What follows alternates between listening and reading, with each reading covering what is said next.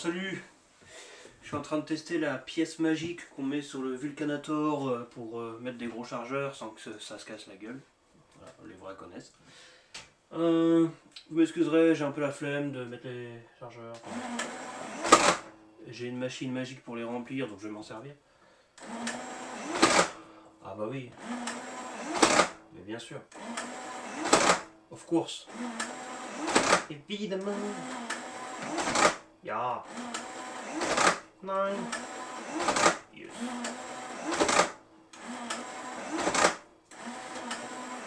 Qu'est-ce que c'est?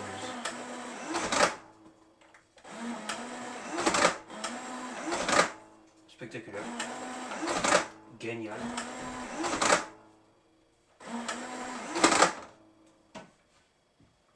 Combien il m'en reste?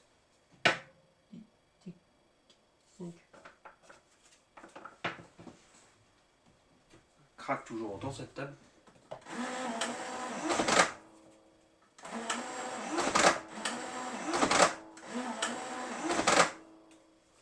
Combien on est? Ouais, on est bien. Voilà. Pourquoi s'embêter? Alors, on a un drum et un drum.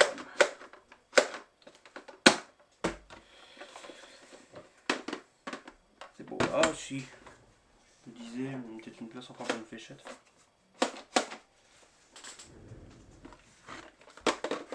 Magazine.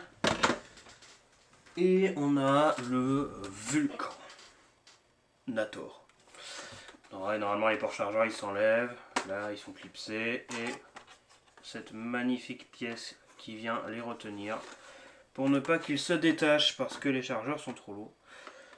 C'est bien hein, de créer des pièces qui s'enlèvent, mais bon, ça s'enlève trop facilement.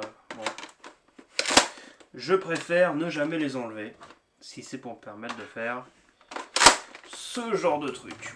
Waouh! Normalement, je fais ça, ça se casse la figure. Hein, alors.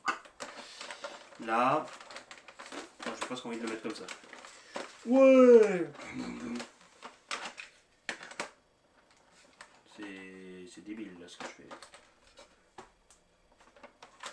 Pourquoi acheter le Primus quand il y a ça? Bon là en le posant je force un peu, ouais ça me machin. Le but c'est pas de péter la pièce non plus, donc je vais pas tirer dessus. Mais ça tient bien, hein. Regarde. Bon. Le but c'est quand même que ce soit un fusil. Hop là. C'est extraordinaire. Ah, c'est bandit.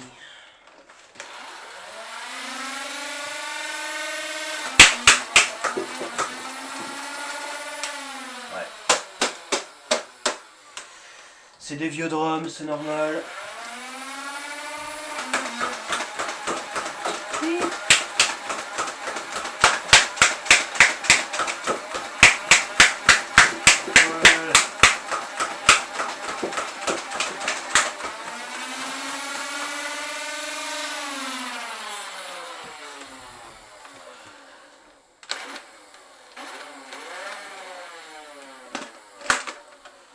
Ouais, ils sont un peu vieux ceux-là, ils ont toujours du mal au début.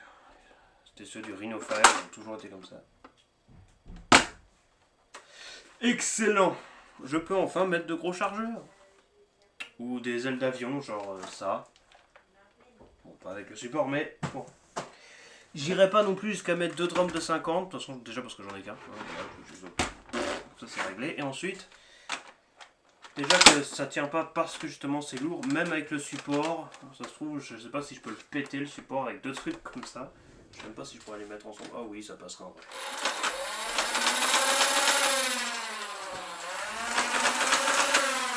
Ouais. Mais même en termes de confort, ouais, c'est lourd. Donc, quitte à être con peut-être, mais bon, c'est déjà bien 25, non? Ou même 2 drums de 30, même si c'est déjà assez gros, mais c'est pareil, de toute façon j'en ai qu'un. Alors, ouais, 2 chars 18, ça ferait 2 ailes d'avion, c'est peut-être pas le meilleur, mais comme ça là. Est-ce qu'on parlerait pas français? Tiens, Nouvelle-France. Au même titre que celui-ci. qui bloque toujours quand je l'utilise pas pendant quelques heures.